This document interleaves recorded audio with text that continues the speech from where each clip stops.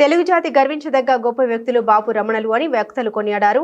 Hyderabad Prasad labs లో బాపు Ramana academy ఆధ్వర్యంలో బాపు రమణ పురస్కారోత్సవం నిర్వహించారు. విభిన్న కళాకారులైన బాపు రమణలు ఒకరి గెలుపు కోసం మరొకరు నిలిచారని తెలంగాణ ప్రభుత్వం మాజీ సలహాదారు కెవి రమణాచారి అన్నారు. ఒకరు చిత్రకారుడిగా మరొకరు రచయితగా ఉన్న భిన్నత్వంలో ఏకత్వంగా నిలిచారని కొనియాడారు.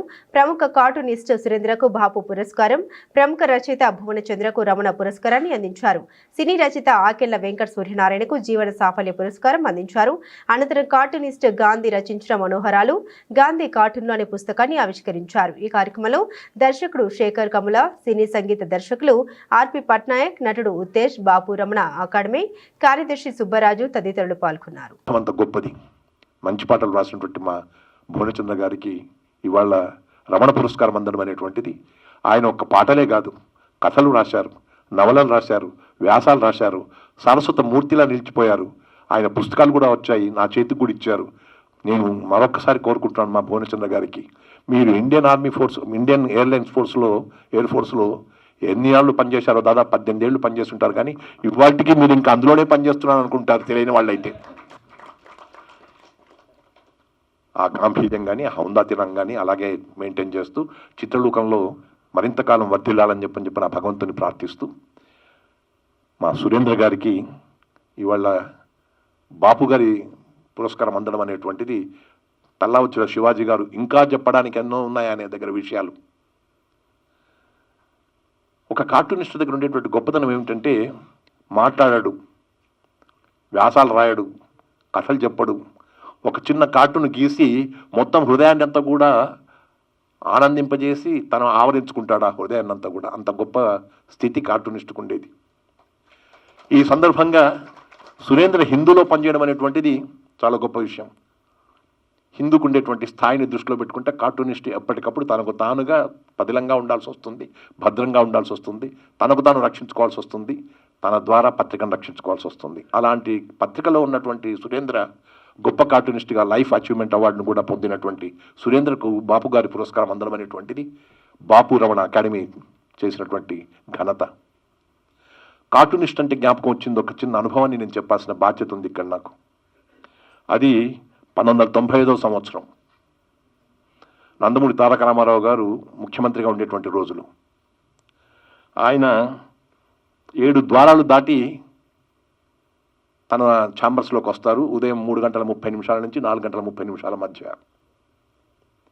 ఆ సమయంలో ఆయనకు కనబడాల్సినటువంటి వాడు commissioner information and public relations అని ఒక ఆఫీసర్. ఆ కమిషన్ ఇన్ఫర్మేషన్ పబ్లిక్ రిలేషన్స్ అనేటువంటి ఆఫీసర్ ఉన్నాడా లేదా అనేటువంటి తెలిసేది ఎట్లా అంటే, కౌసల్య సుప్రజా రామ అనేటువంటి రికార్డు వేస్తే కమిషనర్ వచ్చినట్టు లెక్క. నిజంగా చెప్పాలని చెప్పంటే ఇది ఏ ఆపరేటర్ చేసేటువంటి పని, ఏ అటెండర్ చేయాల్సినటువంటి పని, ఇంకెవరైనా చేయొచ్చు తెలిసినటువంటి వాడు. కానీ కమిషనర్ గారు ఉండి ఆ కౌసల్య సుప్రజా రామ సుప్రభాతాన్ని వినిపించాలి నాకు అని చెప్పినటువంటి బాధ్యతను అప్పచెప్తే, అటు కౌసల్య సుప్రజారామ, ఇటు నేను రెండు, అటు వినడం ఇటు నన్ను చూడడం అయితే ఆయన కూర్చుంటాడు కుర్చీ మీద. ఇది అప్పుడు ఉండేటువంటి పరిస్థితి. అంటే నేను ఎందుకు చెప్తున్నానంటే, ప్రభుత్వ సర్వీస్లో బాధ్యత అనేటువంటిది కానీ, విధి అనేటువంటిది కానీ, కర్తవ్యం అనేటువంటిది కానీ, ఇవన్నీ కూడా రకరకాలుగా ఉంటాయి. 3:30 కల్లా వారి ఇంటి దాకా వెళ్ళేసేసేసి రాత్రి 11 గంటలకు ఇంట్లో నుంచి బయటకు వచ్చేటువంటి పని చేసినటువంటి వాడిని నేను. ఆ 3:30 నుంచి 4:30 వరకల్లా ఉండేటువంటి పరిస్థితుల్లో వార్తాపత్రికలన్నీ కూడా చదివి, అందులో ఏ విశేషాలు ఉన్నాయో అవన్నీ చూసి వారికి తెలపడం అనేటువంటిది నా బాధ్యత. 5 గంటల లోపు. అన్నిటికంటే ముఖ్యంగా రమణాచార్య గారికి, ఆయన ఉంటే ఒక సభకి నిండుదనం వస్తుంది. నేను సార్ మీరు అంటే చాలా ఇష్టం సార్ నాకు. సో మీరు ఒక హుందాతనం, ఒక కంట్రోల్, ఒక స్థాయి వస్తుంది అనిపిస్తుంది సార్ నాకు. సో అండ్ దెన్ ఇది పురస్కార గ్రహీతలందరికీ కంగ్రాచులేషన్స్. అండ్ ఎవ్రీ ఇయర్ ఈ టైంకి ఏదో టీవీ పెడతా ఉంటే వరుసగా బాబు గారి సినిమాలు వస్తూ ఉంటాయి. సో అది ఏంటి అని, ఈ బర్త్డే అని నాకు గుర్తుండదు. సరే ఈరోజు కూడా అలానే పొద్దున్న ముత్యాల ముగ్గుతో స్టార్ట్ అయింది. భక్త కన్నప్ప ఏదో వస్తూ ఉంటాయి అన్నమాట. సో ఈరోజు నాకు సంతోషం కలిగించే విషయం అంటే, నేను ఈ ప్రోగ్రామ్కి రావడం, దానికి భీమ్ గారికి, సుబ్బరాజు గారికి చాలా థ్యాంక్స్ అండి. ఆయన నన్ను ఏదో 2-3 సార్లు కాల్ చేసి వస్తారా ఇన్విటేషన్ ఇవ్వాలంటే, సార్ మీరు ఏమి నాకు ఇవ్వక్కర్లేదు, బాపు గారి పేరు చెప్తే పరిగెత్తుకొస్తాను, అది పెద్ద అది. అండ్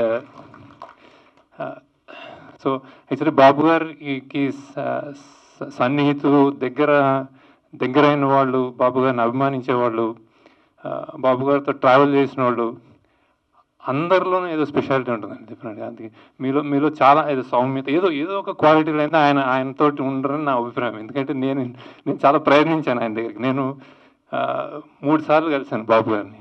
4వసారి ఆయన లేరు యాక్చువల్లీ. సో ఫస్ట్ టైం నేను పెద్ద ఫ్యాన్. యాక్చువల్లీ ఈరోజు అవార్డు గ్రహీతల గురించి మాట్లాడాలేమో, కానీ నేను బాబు గారి గురించి మాట్లాడతాను కొంచెం. అంటే నాకున్న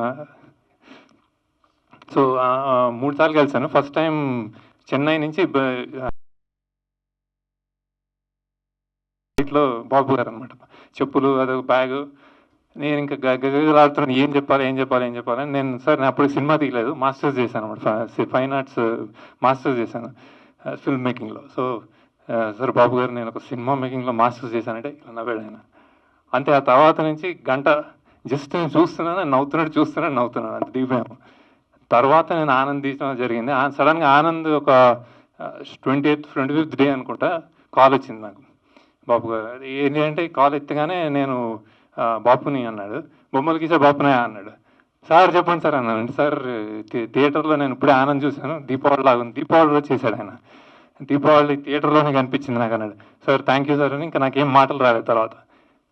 తర్వాత నేను ఇది కలిసాడు కదా అని ఆయన ఈ హైదరాబాద్ వస్తే తెలుసుకుని ఒక 2-3 నెలల తర్వాత వెళ్ళి కూర్చున్నాను. ఇంక మాట్లాడాలి చెప్పాలని. ఇంకేమన్నా చెప్తాడేమో ఆనంద్ గురించి అంటే నవ్వుతున్నాడు పక్కన కూర్చొని. ఒక 5-10 నిమిషాలు అయింది, జస్ట్ నవ్వు అంతే. నేను ఏదైనా నేనే చెప్పుకోవాలేమో అని చెప్పి నేను స్టార్ట్ చేశాను అనమాట. సార్ నేను సినిమా డైరెక్టర్ అవ్వడానికి ఒక విధంగా కారణం మీరేమో సార్, నాకు తెలియదు. నేను ఒక 4th, 5th క్లాస్లో ఉండగా